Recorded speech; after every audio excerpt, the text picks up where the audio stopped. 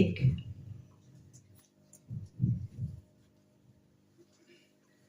Father, for those that have dwelled away from you and moved away from you, we ask, Father, that you would touch them this morning, that they would move back to you, they would turn back to you, Father.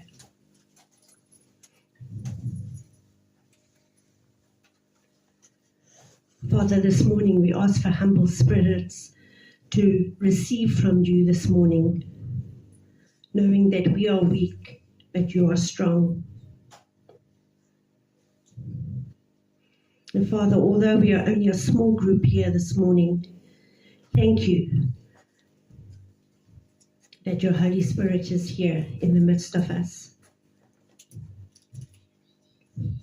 And thank you that we can come into your presence with thanksgiving, with joy, and we can lift your name high this morning, where it's all about you and not about us.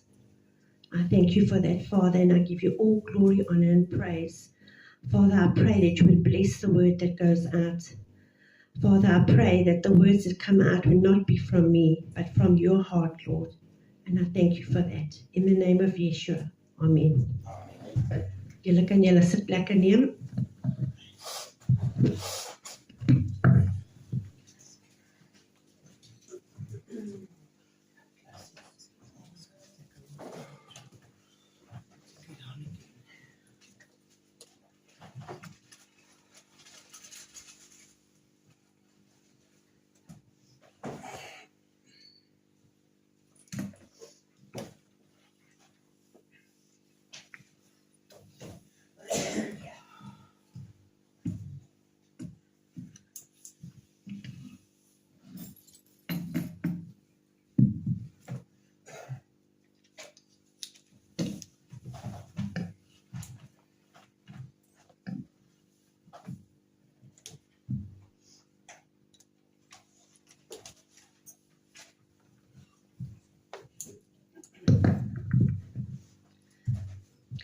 Vandag gaan ons uit die boek van Jakobus lees en ons gaan na Jakobus 2.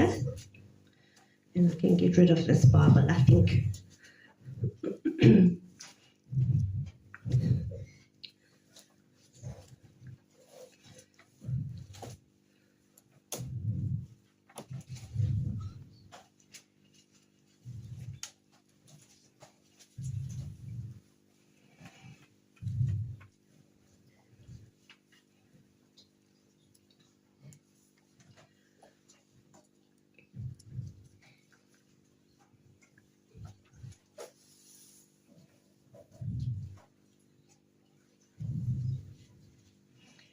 Het almal die boek van Jakobus? So ek weet of julle agtergekom as julle die groen Bybel lees, dat baie van die boeke is in ander plekke. En dan moet jy gaan soek vir daai boek. Maar dit is eienaardig vir my dat Jakobus net na die boek van Handelinge is, maar nie eintlik eienaardig nie, maar as jy weet van die geskiedenis, Jakobus was seker een van die eerste boeke na die boek van Handelinge wat geskryf was, want dit was in die vroeë kerk daar. Maar as ons dit lees in die ou boek, dis naby die einde van die Bybel, en ons dink partykeer, jy weet, dit is naby die einde, maar dis nie. So, ons weet, hierdie Jakobus wat hierdie boek geskryf het, daar was 3 Jakobus in die Bybel genoem, maar ons weet, hierdie Jakobus, hy was seker die halfbroer van Yeshua. En hy het geweet hy het gesien wat Yeshua gedoen het, en hy het gesien hoe hanteer Yeshua vir mense. En Jakobus, as ons kyk in die eerste boek van Jakobus, dit staan daar so, hy is 'n diensknegt van God en van ons mesmeester Yeshua, die gesalfde een. Hy skryf aan die 12 stamme wat verstrooi is onder die nasies, vrede, vreugde, gesondheid, voorspoed en vergenoegheid. En hy skryf nie aan die onbekeerde mense, hy skryf aan die wat sê hulle behoort aan God. Hy skryf aan die van ons wat sê ons is kinders van God. En ons gaan lees in die tweede boek, en as iemand vir my sal lees in die Afrikaanse een, vers 1 tot vers 4, en dan sal ons aangaan. Ons gaan die hele hoofstuk lees. Ok, baie dankie Ricardo, ek waardeer dit. My broers, laat julle nie die vertroue van eer, lof en grootheid van ons meester Yeshua die gesalfde een vashou met inagneming van 'n persoon nie. Want as daar in julle bymekaar kom plekke 'n man inkom met goue ringe of met glanserende kleed aan, en daar kom ook 'n arme man in met vuil klere aan, en julle opkyk na hom wat die glanskleed dra, en vir hom sê, kom sit u hier op die goeie plek, en vir die arm sê julle, gaan staan jy daar of sit hier voor ons voetbank. Let op. Net tot daar so. Nee, ekskuus. 4, ekskuus, Ricardo. Let op, is julle dan nie in julle self verdeel en het vertolkers van bose motiewe geword nie.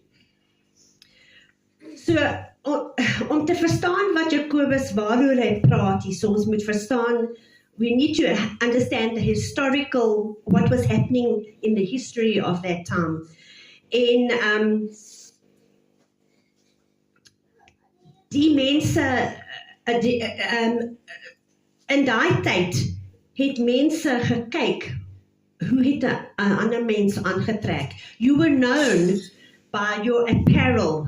Jy was geken deur jou klere wat jy gedra het. Is jy 'n ryk persoon of is jy 'n arm persoon? Jy was geken if you were a Gentile or you were a Jew. You were known if you were a barbarian or a Greek. You were known if you were poor or you were rich with what they wore.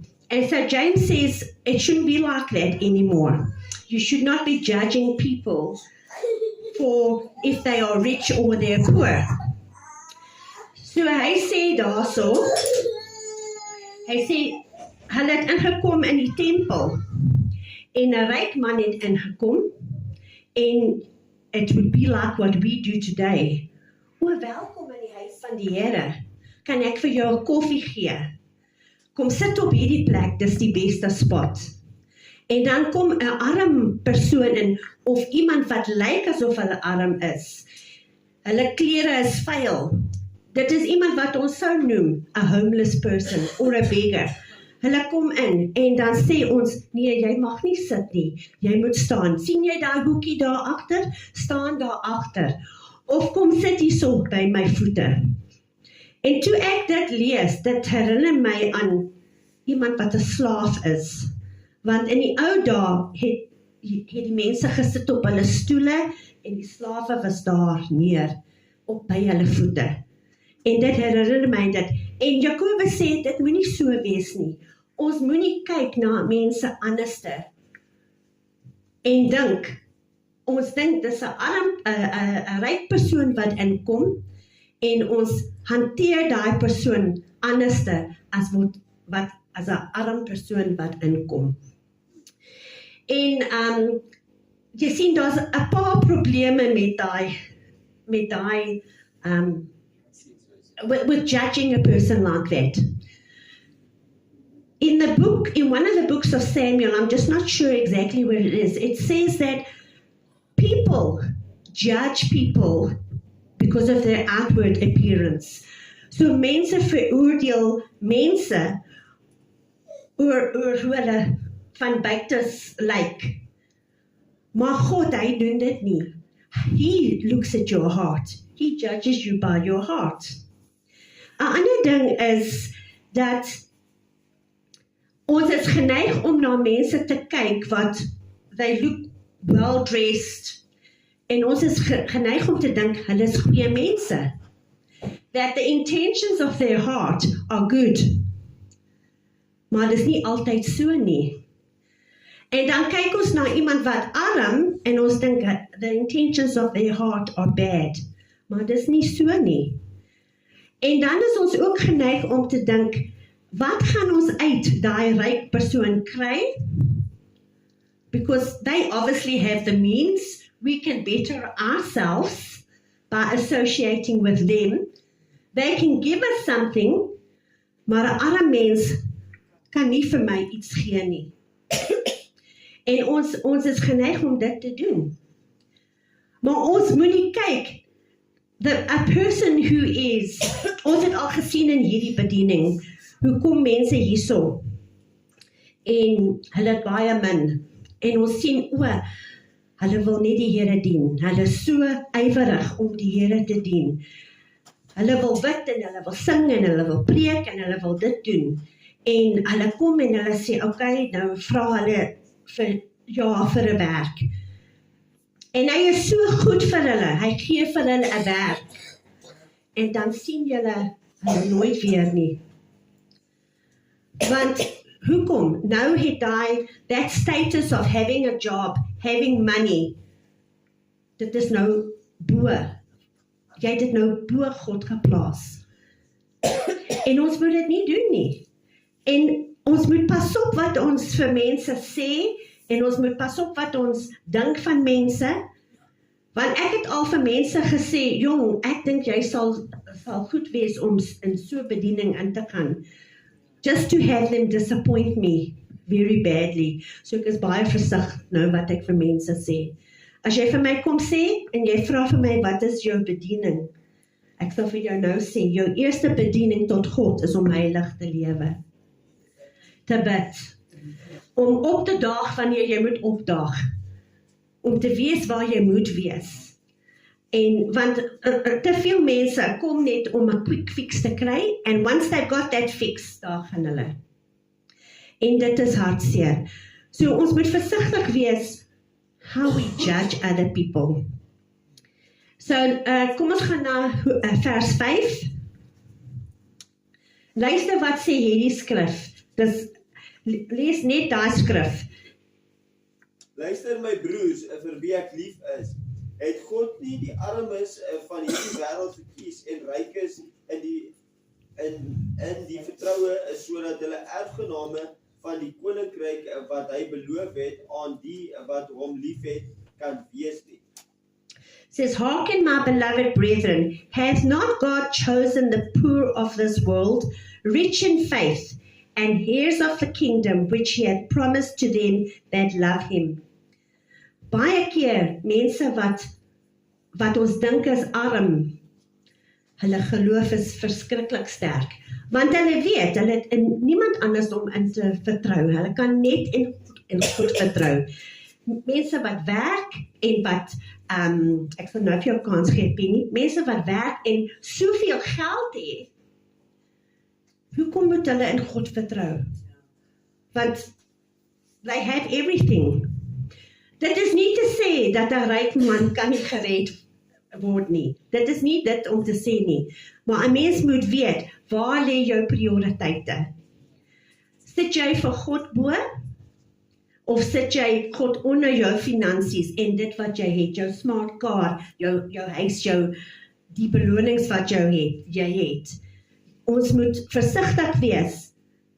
Die wat het, moet weet, van waar kom daai? Dit kom van God.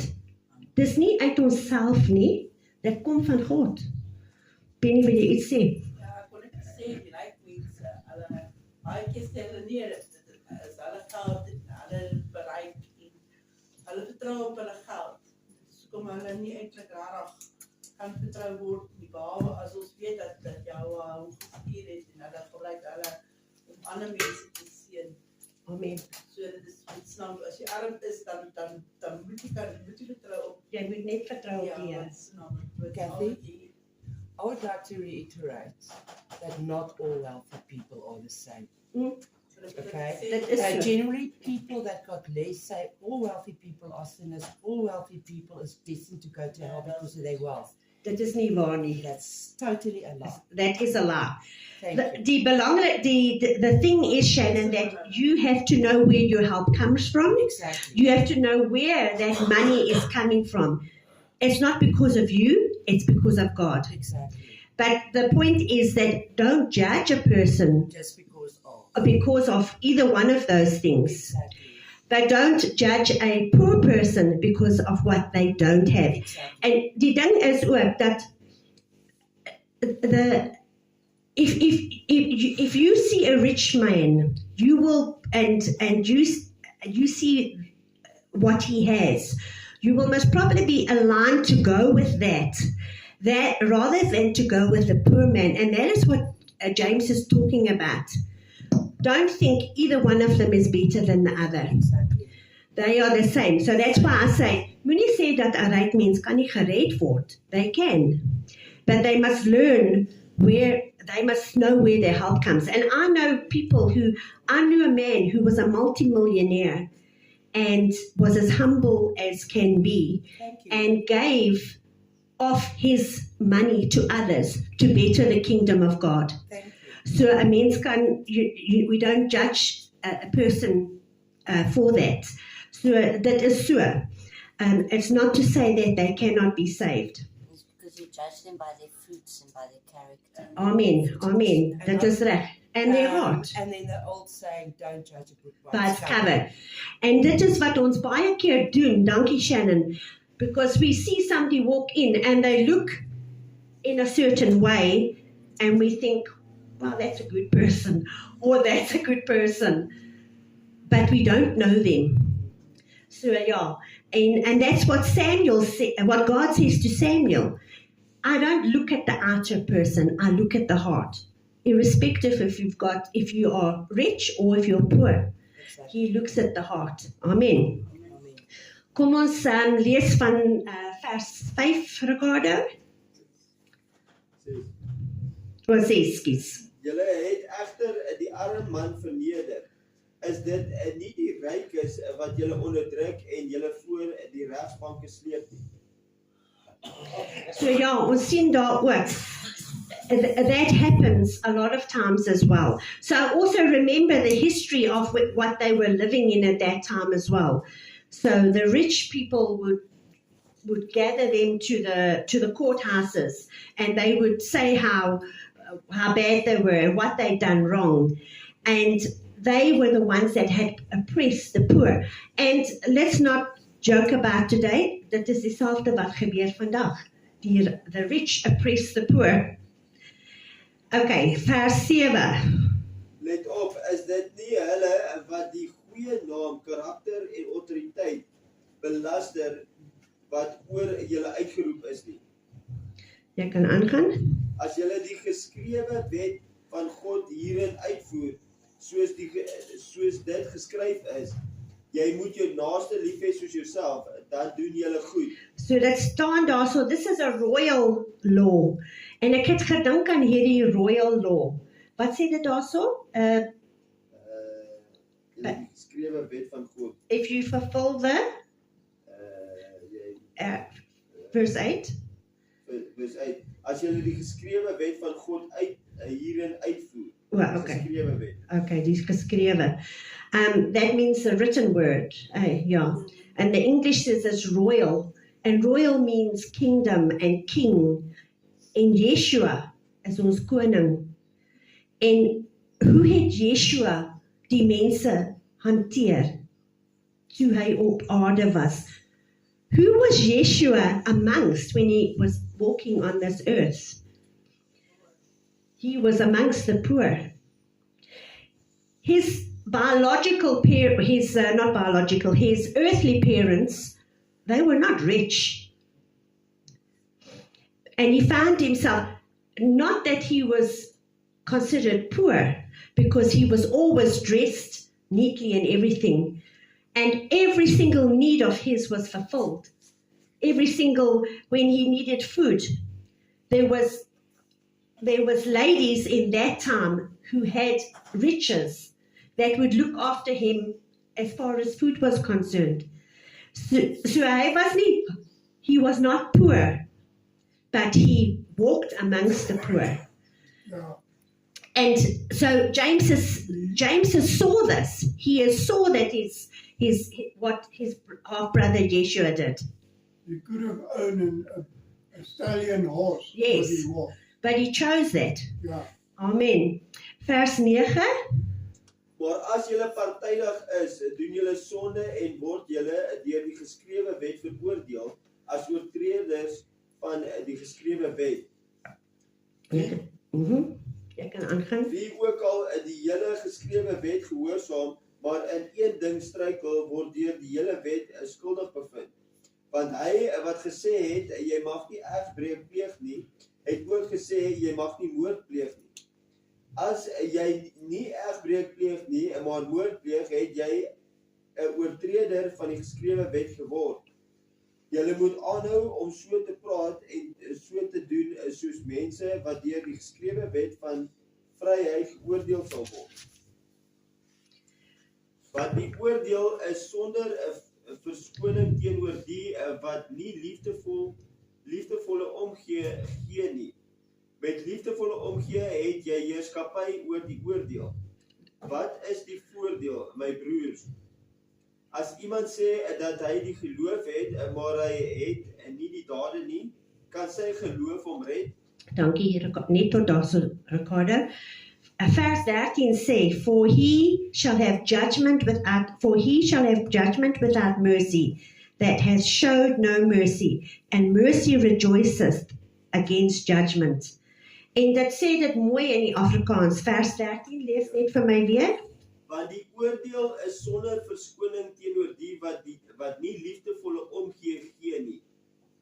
Met liefdevolle omgee het jy heerskappy oor die oordeel. Liefdevolle omgee.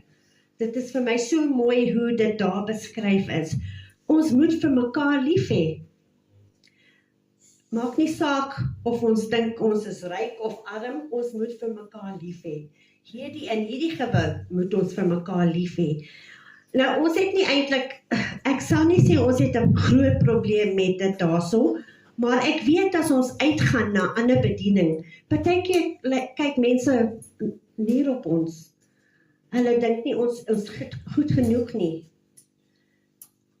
Maar hierso sê dit, ons moenie so na mekaar kyk nie. En as aan mense net die woord sal lees, sal hulle sien, dit is 'n sonde om dit te doen. En as ons net een klein ding, in een klein ding sondig, dan sondig ons teen die hele wet. Dis wat dit hier so in Jakobus sê.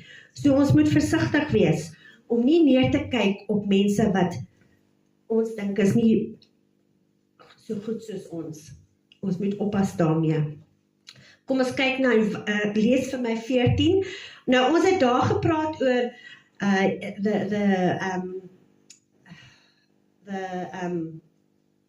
comparing the rich to the poor. Maar nou gaan ons kyk bietjie na geloof. Wat sê dit oor geloof? Wat is die voordeel, my broers, as iemand sê dat hy die geloof het, maar hy het nie die dade nie, kan sy geloof hom red? Jy gaan aangaan? As 'n broer of 'n suster kaal is en nie kos vir die dag het nie, en enige van julle sou vir hulle sê, gaan heen in vrede, vreugde, gesondheid, voorspoed en genoegdheid. Wees warm, wees versadig, maar julle gee hulle nie dit wat vir hulle liggaam nodig is nie. Watter voordeel het dit? Dankie, net tot daar, Ricardo. So ja, ons hoor baie keer mense sal vra vir help en ons kry boodskapies op ons foon en mense soek help en daardie tipe ding. En ons sê baie keer, ons sal vir jou bid. Maar baie keer help dit nie eintlik nie. En as jy in 'n situasie is wat jy kan help, dan help bietjie. Doen ietsie vir 'n ander mens. Ek sê nie jy moet net geld uithaal en dit doen en as 'n mens nie die geld het nie, kan jy dit nie doen nie. Maar as jy kan help. Maar versigtig wees om wie jy help. kyk waar gebruik hulle dit waarmee jy vir hulle gee. En vra die Heilige Gees om jou te lei, om wie te help. Maar om net te luister en sê, Agnieszka kom en sy sê, ek het dringend iets nodig, en ek sê, ek bid vir jou. Sy gaan nog weggaan, sonder daai ding. So as ons kan help, moet ons probeer om te help. Maar dit is ook nie 'n ding wat 'n mens takes advantage of you. Net omdat jy een keer vir 'n persoon gee, jy kan nie altyd dit vir 'n mens doen. So versigtig wees, bid daaroor. Maar as jy voel die Heilige Gees sê, miskien loop jy in 'n diens in en jy hoor iemand sê ietsie en hulle het dit nodig. Ek onthou een keer toe ek inloop, toe hoor ek een van die mammas sê ietsie van 'n kind. En ek het na die diens, na die persoon gegaan en gesê, hier is vir jou. Ek sê, maar jy sê nie vir iemand, ek het vir jou gegee. En ek sê nie vir julle, vir wie ek dit gegee het. Dis nie julle besigheid nie, maar dis wat ek sê. As jy kan help, dan help. Maar as jy nie kan, gebed is goed om 'n gebed vir daai persoon op te sê, is ook goed. Wil jy iets sê, Shannon? Yes, please. You said prior about people, going to different ministries as we have been taken and they look down on a person. I firmly believe if you care what other people think about you in a place that's actually a church, or you go to the mall and you care what they think about you, then your foot is still in the world and not with you. End of story. Personally, no matter where I go, I don't give a hoot what they think. Ek is ook so, Sharon, but the fact is that it still does happen. And yes, they shouldn't be doing it, and you shouldn't be taking offense. It's like Penny often says that somebody will say something to her, but it's like water off a duck's back. Exactly. So yeah, but also you grow into that. It isn't always automatic right from the beginning. So but miskien partykeer dat mense nog met dit sukkel. People who have a pure self-image of themselves, and they care what people say. And so what? But belangrik is what God thinks of you. That is the most important. Exactly. Ja, want jy is sy kind. En as jy gaan in die bed klim elke aand en met 'n rustige, jou kop rustig op die kussing sit en sê, Father, today this and this happened, but I know that I did my best in honoring you in every situation I am in. Dit is goed genoeg vir jou. Dit is goed genoeg om te weet dat hy vir jou omgee. But sometimes people still need to get there, to that point. Yeah. But ja, kom ons gaan aan, Ricardo. Net so ook is die geloof, as dit geen dade het nie, in sigself dood. Want iemand sê vir jou, jy en ek het geloof, ek het werke, wys my jou geloof, sonder dade, en ek sal jou my vertroue deur my dade wys. Ek kan daar weer lees. Ja. Want iemand sê vir jou, jy en ek het geloof, ek het werke, wys my jou geloof sonder dade, en ek sal jou my vertroue deur my dade wys. Jy vertrou dat God een is, jy doen goed, die demone glo dit ook, en hulle bewe. So ja, daar sê dit, you can believe, the devils also believe. But when you put that work into action, they can't put that work into action, but you can. When you put that faith into action, then they will tremble because you're putting that faith into action. But just to say that we believe, dis nie goed genoeg nie. There has to be works with that, what we believe. Dit is soos Pastoor JP laasweek gesê het. Do you, how did he say it? Do you believe in him or do you know him? En ons moet hom ken, intiem ken. Want dit is maklik om te sê, I've read about him, this is what he says, but have you experienced him in your daily life? Het jy hom ervaar in jou daglikse lewe? Have you ran to him when things have got tough? Het jy gekniel of gesit op jou bed en vir hom gebid en sê, ek weet nie meer nie, maar ek weet jy is in beheer. En dan iewers skielik kom 'n klop op die deur. Miskien is dit die deur van jou hart, of dis jou fisiese deur, en iemand kom sê vir jou iets, en jy weet, omdat jy weet, dit is uit God se hand, daai woord vir jou, of daai ietsie vir jou, en hy het jou gebed geantwoord. Ons twyfel nie in hom nie, want ons weet wie hy is. Ons weet, hy is dieselfde gister, vandag en tot môre. Hy sal jou nooit laat skaam staan nie, hy sal jou nooit verlaat nie, hy is altyd daar. Maar om net te lees, en nooit te ervaar, en persoonlik, that's dead works, that's dead faith. Ek like wat dit sê in vers 18, want hy sê daarso, wys my jou geloof sonder dade. Hoe wys jy jou geloof sonder dade?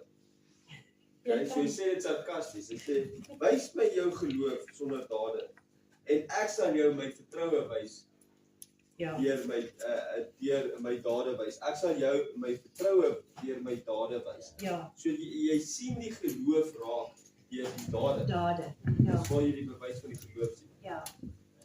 Ja. Dankie Ricardo, jy kan weer aangaan. Maar wil jy weet, o nietige mens, dat die geloof sonder werke dood is? Is Abraham ons vader nie vanuit sy dade onskuldig verklaar, toe hy Jitsak sy seun op die altaar gesit het nie? Het jy, laasweek het ons ook gelees van Abraham en Isak, toe hy die pa sy seun gevat het om te offer. God het gepraat en hy het gedoen. En daar was 'n lam of 'n rammetjie, daar's 'n lam. 'n ram in die bos. Ja. En hy het gesê, Abraham het gesê, there is the lamb that will be slaughtered. En hy het nie, maar hy het dit gedoen tot die einde. En sy seun was bereid om op daai altaar te klim en te lê en hy was vasgemaak. Maar hy het dit gedoen. So, en dit verwys net na, Abraham he is in the book of faith in Hebrews. Sy naam staan daarso. Okay. Sien jy dat sy vertroue sy dade bevestig het, en dat sy vertroue volmaak geword het deur dade? Die skrif is vervul wat sê, Abraham het God vertrou, en dit is hom tot onpartydige opregtheid gereken, en hy is 'n vriend van God genoem. Sien julle dat die mens onskuldig verklaar word deur dade, en nie alleen deur die geloof nie? Is Rahab die prostituut nie ook net so onskuldig verklaar deur haar dade, toe sy die boodskappers ontvang en met 'n ander pad weggestuur het nie? Net soos die liggaam sonder gees dood is, net so ook is die geloof sonder dade dood. Amen. So, dit is al wat ek het vir julle vandag. Ek wil julle net bemoedig. Jou geloof moet werke hê. Dit is wat Gabriel nou gesê het. We look at people and we judge them by the fruits that they show.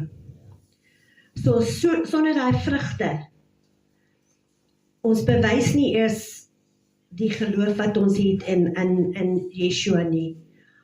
Ons vrugte moet so wees dat dit plesierig is vir ons koning. Dit moet plesierig wees vir die wat om ons is. Ek moet in 'n persoon se teenwoordigheid kom, en ek wil hê as ek daar by Penny sit, ek wil hoor uit haar mond hoe lief sy is vir jou.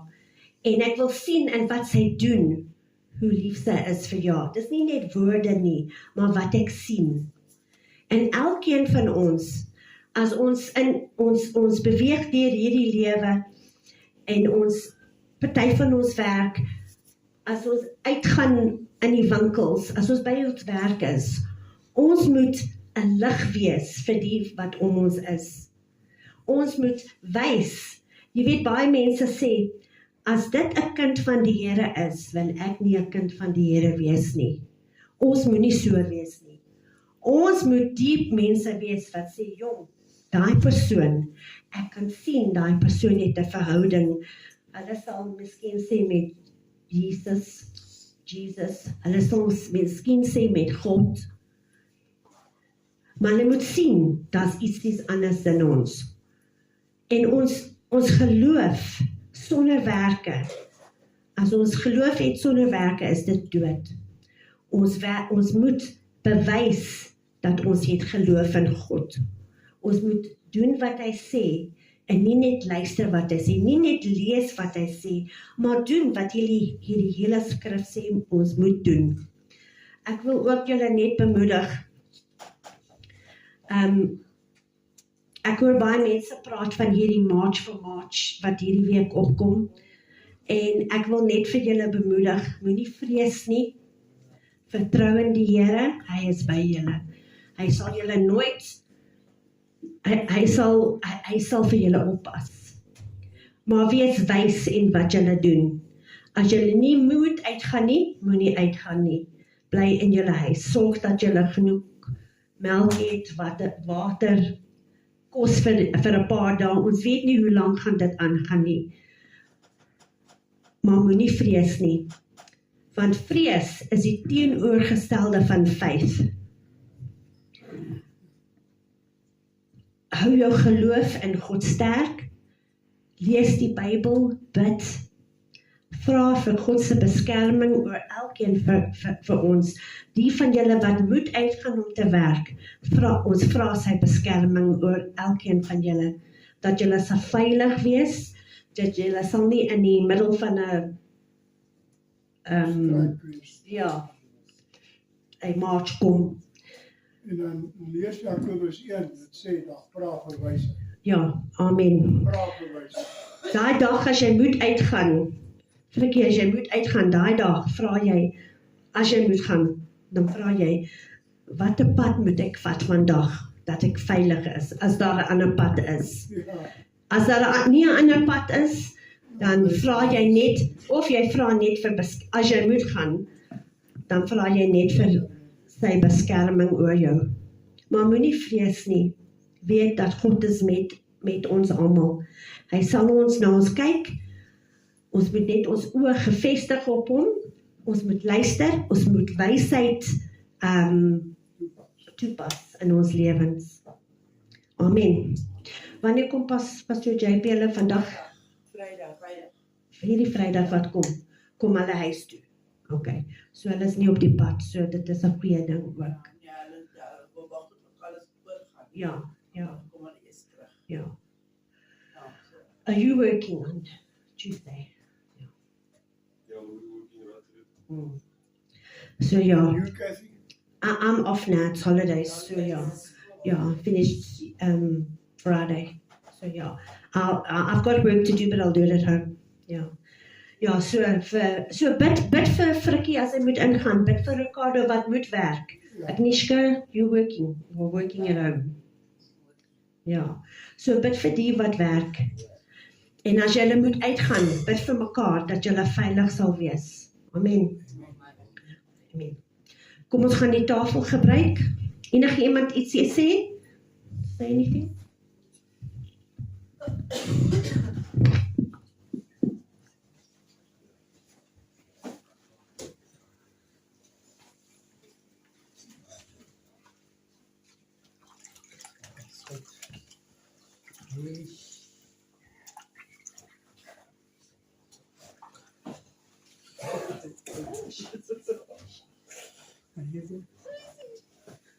Finish. Nou, Thank goodness we don't live in the north. Asseblief wag vir my warm water. Kom ons staan almal. Frozen, hè.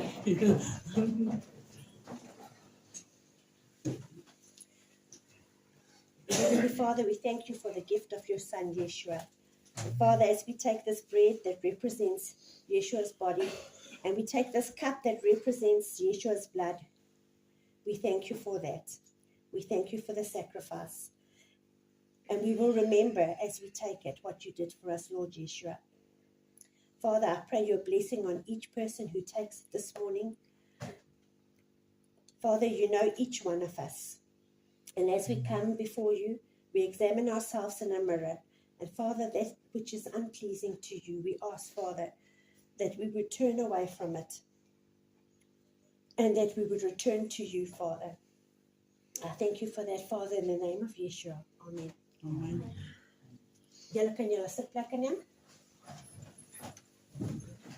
The bread that we break represents Yeshua's body. Take it in remembrance of what he did for you.